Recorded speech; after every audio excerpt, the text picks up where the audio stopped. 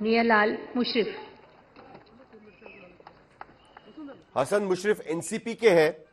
बड़ा दिलचस्प इनकी यात्रा रही है। हसन मुशर्रफ कई सालों तक कोल्हापुर से जीतते हैं। कोल्हापुर से उनकी कॉन्स्टिट्यूंसी है, महाराष्ट्र के कोल्हापुर डिस्ट्रिक्ट से। इनकी कोऑपरेटिव की शुगर बिल्स है और इसी को लेकर किरीट सोमैया इनके पीछे पड़े हुए थे।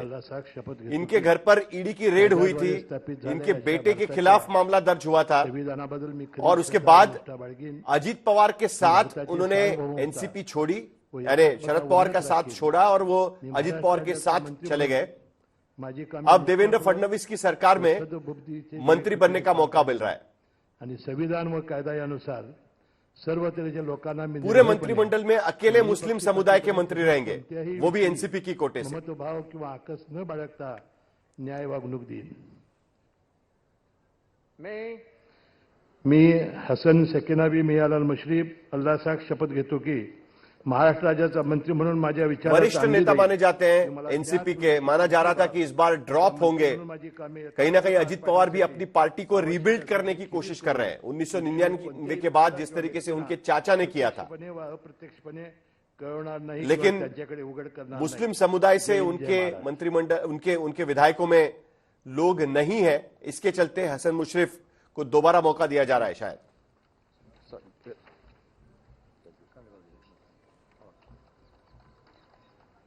All the best.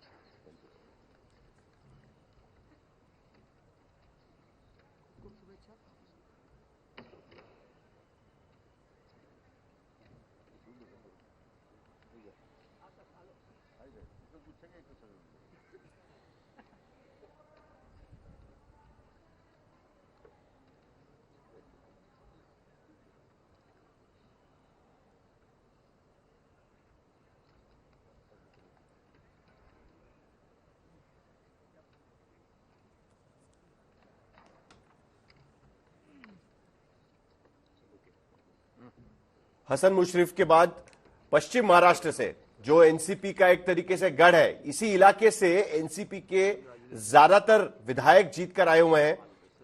और इस बार की लड़ाई काफी मुश्किल थी क्योंकि इस बार शरद पवार ने खुद जाकर हसन मुशर्रफ के खिलाफ कैंपेनिंग वहां पर की थी। माना जा रहा था कि शायद हसन मुशर्रफ को मौका नहीं मिल पाएगा। बच्चू पाटिल। चंद्रकांत पाटिल भारतीय जनता पार्टी के बड़े नेता माने जाते हैं। महाराष्ट्र में मराठा समाज से आते हैं। 9 मंत्री पद उनके पास थे एक वक्त पर देवेंद्र फडणवीस की सरकार में। भारतीय जनता पार्टी के महाराष्ट्र के अध्यक्ष भी रह चुके हैं। कहीं ना कहीं चर्चा हो रही थी कि बीजेपी से जो सीनियर नेता है उनका पत्ता कटेगा। चंद्रकांत पाटिल का भी उसमें नाम था। ये भी कोल्हापुर से आते हैं, लेकिन कॉन्स्टिट्यूंसी इनकी पुणे जिले में आती है, तो वहां से वो लगातार दूसरी बार जीते हुए हैं। एक बार फिर मौका दिया जा रहा है। अहम मंत्री पद की अपेक्षा। मी चंद्रकांत सरस्वती बच्चू पाटील ईश्वर साक्ष शपथ घेतो की कायद्याद्वारे स्थापित झालेल्या अशा भारताच्या संविधानाबद्दल मी खरी श्रद्धा व निष्ठा बाळगीन। मी भारताची सार्वभौमता व एकात्मता उन्नत राखीन। मी महाराष्ट्र राज्याचा मंत्री म्हणून माझी कामे निष्ठापूर्वक व सत्सद विवेक बुद्धीने पार पाडीन आणि संविधान व कायद्यानुसार सर्व तऱ्हेच्या लोकांना मी निर्भयपणे व निपक्षपातीपणे तसेच कोणाच्याही विषयी ममत्व भाव किंवा आकस न बाळगता न्याय्य वागणूक देईन। मी चंद्रकांत सरस्वती बच्चू पाटील ईश्वर साक्ष शपथ घेतो की महाराष्ट्र राज्याचा मंत्री म्हणून माझ्या विचारात आणली जाईल किंवा मला ज्ञात होईल अशी कोणतीही बाब असा मंत्री म्हणून माझी कामे यथायोग्य पार पाडण्यासाठी बीजेपी ने अपने सीनियर लोगों की जो लिस्ट है वो अभी भी जारी रखी है। इसमें अगर आप देखें तो जैसे मैंने कहा कि 9 नए फेसेस दिए गए, लेकिन उसके साथ साथ जो सीनियर फेसेस है उसमें से कई लोगों को कायम रखा है, जिसमें देवेंद्र फडणवीस खुद तो मुख्यमंत्री है ही, लेकिन उसके साथ गिरीश महाजन हो या चंद्रकांत पाटिल हो, पंकजा मुंडे का नाम भी उसमें आता है, आशीष शेलार भी उसमें हमें नजर आते हैं कि जिनको राधाकृष्ण विखे पाटिल जो एक और सीनियर मंत्री है वो भी इसमें नजर आ रहे हैं। इन सभी के नाम इसमें कायम रखे हुए नजर आ रहे हैं। इस बार कौन सा मंत्री पद मिलता है, क्योंकि इस बार बीजेपी के सामने सबसे बड़ी चुनौती होगी कि 3 लोगों में जो अहम पोर्टफोलियोज है उसका डिस्ट्रीब्यूशन हुआ है। बीजेपी के खेमे में जो होम डिपार्टमेंट है, जिसे हम गृह विभाग कहते हैं, गृह विभाग उनके खेमे में आया हुआ है, राजस्व उनके खेमे में है, ऊर्जा यानी पावर डिपार्टमेंट उनके खेमे में आया हुआ है, इरिगेशन विभाग उनके पास है, higher and technical education Maharashtra में एक विभाग होता है वो उनके पास में है, मेडिकल एजुकेशन उनके पास में है। तो ये विभागों का डिस्ट्रीब्यूशन करते समय जो सीनियर मंत्री इस वक्त शामिल है, खास करके चंद्रकांत पाटिल जैसे लोग कि जिनके पास एक जमाने में काफी बड़े डिपार्टमेंट्स हुआ करते थे, उनका क्या होगा वो भी देखना होगा। हालांकि पोर्टफोलियो डिस्ट्रीब्यूशन शाम तक इस मंत्रिमंडल विस्तार पूरा होने के बाद रात तक पोर्टफोलियो की लिस्ट आने की उम्मीद की जा रही है। श्री गिरीश गीता दत्तात्रेय महाजन।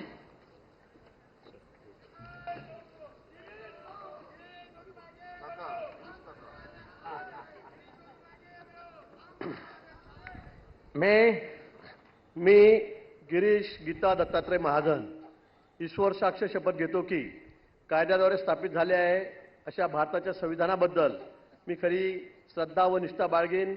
मी भारताची सार्वभौमता व एकात्मता उन्नत राखीन। मी महाराष्ट्र राज्याचा मंत्री म्हणून माझे कामे निष्ठापूर्वक गिरीश महाजन देवेंद्र फडणवीस के काफी करीबी माने जाते हैं। अनुसार सर्व तऱ्हेच्या लोकांना मी निर्भयपणे उनका संकट मोचक उन्हें माना जाता है कई बार।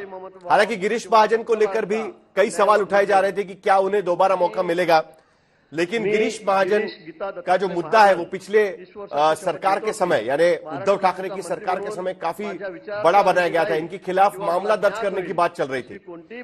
देवेंद्र फडणवीस दोबारा गृह मंत्री बनने के बाद ये पूरा मामला पलटा और सीबीआई के पास अब इसका पूरा इन्वेस्टिगेशन गया हुआ है। गिरीश महाजन भी उम्मीद किए हुए हैं कि कोई बड़ा अच्छा पोर्टफोलियो उनकी झोली में आएगा।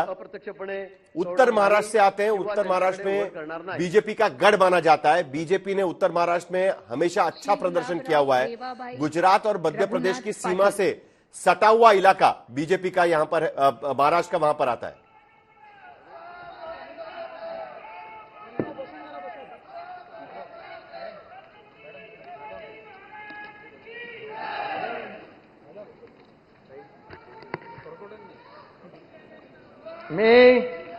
मैं गुलाबराव रेवाबाई रघुनाथ पाटील ईश्वर साक्ष शपथ घेतो की गुलाबराव पाटिल शिवसेना के मंत्री के पद के तौर पर शपथ ले रहे हैं। 2014 से 19 तक भी मंत्री थे। 2019 के बाद उद्धव ठाकरे की सरकार में भी मंत्री थे।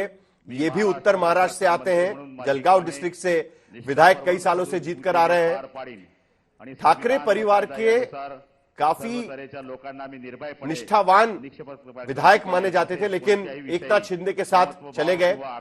मौका मिल रहा है दोबारा। शिवसेना के अब सीनियर मंत्री माने जाएंगे। ईश्वर साक्ष शपथ घेतो की ये पहले मंत्री है शिवसेना से जो शपथ ले रहे हैं। अब तक बीजेपी के मंत्री शपथ ले रहे थे। प्रोटोकॉल में देखा जाए तो गुलाबराव पाटिल का शपथ लेना काफी चीजें कहता है। आवश्यक असेल ते खेरीज करून एरवी मी कोणत्याही व्यक्तीला किंवा व्यक्तींना प्रत्यक्षपणे व अप्रत्यक्षपणे कळवणार नाही किंवा त्यांच्याकडे उघड करणार। गुलाबराव पाटिल ने जय महाराष्ट्र उद्धव ठाकरे की तारीफ भी की थी एक जमाने में एकनाथ शिंदे के साथ जाने के बावजूद भी।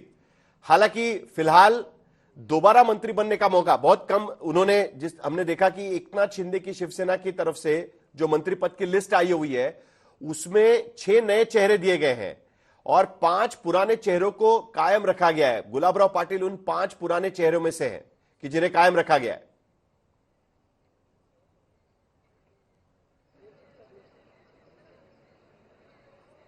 इस बार की लड़ाई उनके लिए भी काफी अहम मानी जा रही थी क्योंकि आदित्य ठाकरे खुद उनके खिलाफ प्रचार करने के लिए उनके इलाके में गए थे। वहां पर एक निर्दलीय विधायक को समर्थन दिया गया था, निर्दलीय उम्मीदवार को समर्थन दिया गया था, लेकिन उसके बावजूद वहां पर गुलाबराव पाटिल दोबारा जीते हैं। हालांकि बीजेपी के साथ भी गुलाबराव पाटिल का उनके जिले में काफी बड़ा संघर्ष रहा है, लेकिन अब मंत्री पद की शपथ ले रहे एकनाथ शिंदे की शिवसेना की तरफ से।